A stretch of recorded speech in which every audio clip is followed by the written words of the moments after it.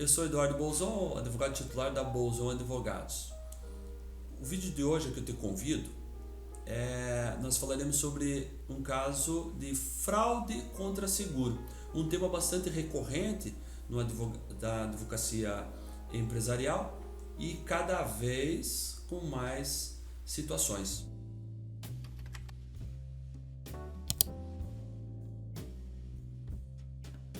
Hoje nós vamos falar sobre um caso interessante, tivemos aqui no escritório, de fraude contra seguro.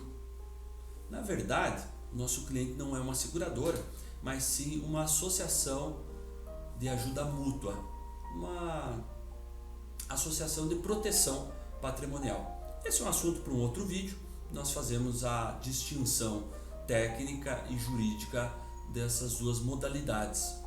Mas vamos ao caso de hoje. Um associado que possuía um veículo diesel, uma caminhonete diesel, em determinada situação, na manhã de um determinado dia, informou a ocorrência de um sinistro. O procedimento padrão desse nosso cliente, dessa associação, é a abertura deste evento, desse sinistro, um acidente, chama então o associado para que ele faça um relato dos fatos, registre o boletim de ocorrência, vai ser solicitado alguns documentos. Nesse relato, quando cobrado alguns detalhes mínimos, percebeu-se certa imprecisão. O relato do associado era que numa estrada erma, numa estrada rural, uma estrada de chão, e por volta das 10h30 da noite, num local bem afastado, sem casas, ele derrapou na estrada de brita, ali, de chão, de areia, e bateu de frente com um outro veículo. Mas ele só comunicou isso aproximadamente 12 horas depois. E ele chamou com forças próprias um guincho e levou o veículo para a casa dele. Pois bem, o veículo foi trazido posteriormente até a sede da associação. E mesmo esses indícios, essa descrição do evento um pouco falha, isso é aceitável, porque a pessoa, dependendo do sinistro, ela sofre um trauma ali, acaba esquecendo. Também, às vezes, a pessoa desatenta que não colheu ali as informações. Isso até é relevante, é possível de se relevar. Entretanto, o veículo lá chegando na oficina da associação, o mecânico, quando foi abrir o capô, já percebeu que tinha alguma coisa que não batia, a princípio a batida não foi assim tão gravosa, afetou a parte frontal, capô, para-choque, farol, radiador, ventoinha do radiador, mas o bloco do motor em si não, talvez um periférico ou outro, mas ele percebeu que o radiador tinha sido mexido, tinha apontamento de que ele tinha sido desparafusado e depois recolocado, o que não é normal, a pessoa que tem seguro, quando bate o carro, não vai mexer no carro. Lembrando que o carro ele não chegou no dia seguinte, foi conduzido depois, E aí, mas mesmo assim ainda quando ele abre a tampa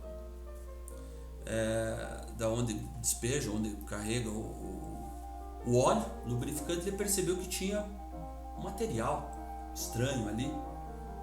Foi observar mais atentamente, existia areia, pedrinhas em cima do bloco do motor, num local ali estranho. Não era todo o bloco do motor, parecia escorrido ali um sujeira. Pois bem, chamou-se ali o responsável pela oficina, que imediatamente comunicou à associação, e a informação era que existia um princípio ali de uma possível fraude. A orientação que nós damos é: vamos fazer prova antecipada. Então contrata-se um perito, um engenheiro mecânico nesse caso, onde esse engenheiro mecânico então acompanhou a abertura do motor, né? Quando da abertura do motor verificou-se que existia ali pedra, existia areia dentro do motor. Pois bem, esse assunto então chega ao jurídico e nós fizemos a negativa da cobertura por suspeita de fraude. Naturalmente, o associado ajuizou uma ação de cobrança, vem aquela ação toda desenhada como se fosse assim um ato absurdo da associação, da seguradora negar a cobertura, afinal de contas eu estou pagando corretamente, né?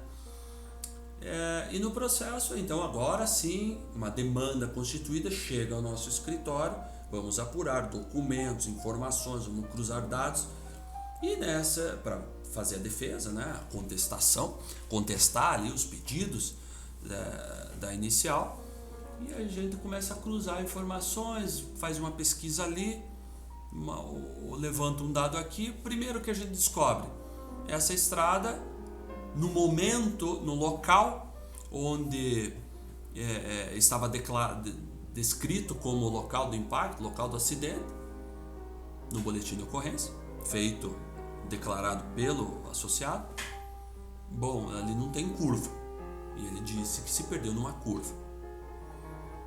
Tá. Ele disse que ele teve que chamar um guincho porque dele mesmo, que ele teve que se deslocar lá a pé, chamar um guincho porque não tinha sinal de cobertura de telefonia celular. Não é difícil hoje você pegar aquela posição de coordenada geográfica e ver nas companhias telefônicas se existe cobertura ou não. Hoje em dia é difícil uma área que não vai ter cobertura. Descobrimos que sim, que tinha cobertura. Descobrimos também que não tem casa em volta, né? Que é uma distância longa para ter alguma testemunha. Descobrimos, aí vamos pegar quem é o outro veículo, quem estava conduzindo o outro veículo no boletim de ocorrência. Vamos descobrir, e para nossa surpresa, são amigos do YouTube, né? Então você veja só, eles bateram de frente um com o outro, que coincidência, não? Numa estrada erma, né? Numa reta, e eles são amigos do YouTube, né? Do YouTube não, desculpa, do Facebook. Amigos do Facebook, né? Descobrimos lá, pegamos, mostrando lá que um é amigo do outro, tá? Bom, Bolzão, mas isso aí prova alguma coisa? Cada fato desse isoladamente é bem possível que não prove nada, mas quando você vai somando uma série de pequenos detalhes, você vai tendo uma conclusão de que alguma coisa bem errada aconteceu, né? Pois precisamos da defesa. Houve audiência de instrução, audiência carregada, onde foram ouvidas diversas testemunhas por nós trazidas. O autor, claramente, eu dispensei a oitiva do autor, porque esse é o tipo do caso onde o autor ele vai ser orientado pelo advogado, fazendo a função dele, não estou aqui criticando, orientar a seguir o que foi escrito lá na inicial. Então eu pouco vou poder explorar ali do autor neste caso. Dispensei a oitiva do autor, lembrando, prova do advogado, prova do advogado da contraparte. Vou me debruçar nas testemunhas, e o autor, através do seu advogado, insistiu na oitiva do nosso preposto, que naturalmente foi orientado, né, de como se portar. As testemunhas se comportaram bem. É o tipo do caso que você fica com frio na barriga, você advogado fica com frio na barriga, você já fica intimidado. Audiência presencial.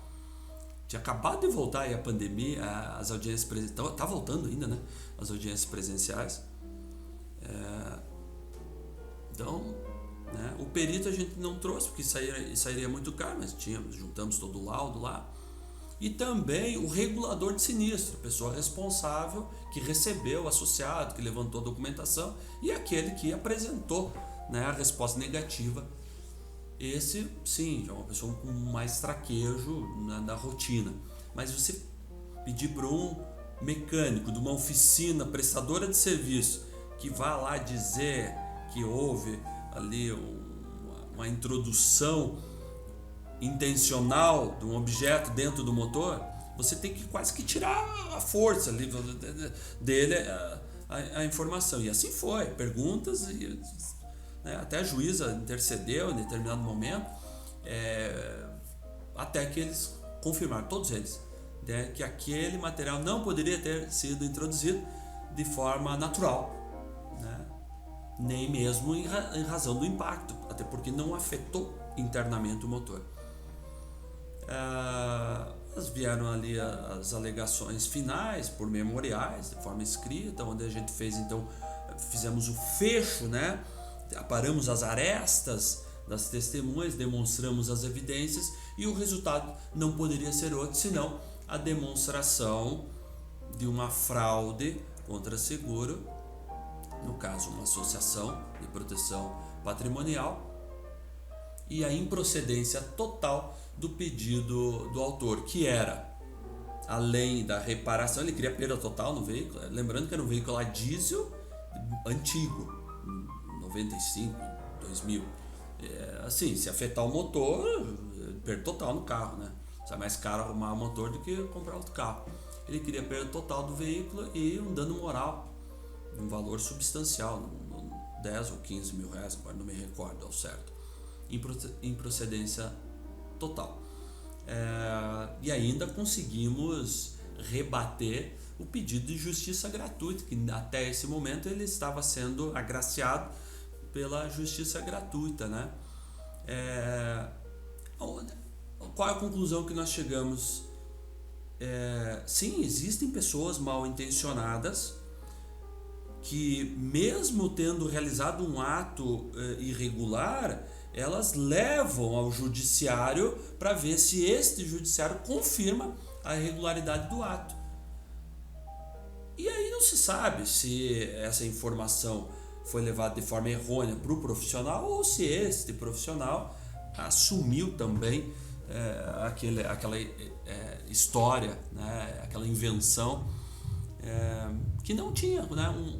Um profissional, advogado mais atento, ele poderia ter confrontado a versão do seu cliente e aí sim tomado uma decisão se ele embarcaria naquela aventura ou teria que ter tomado mais cuidado então com o juizamento da ação. Esse é o caso de hoje. Se você gostou dos vídeos, nos acompanhe em outros e boa tarde.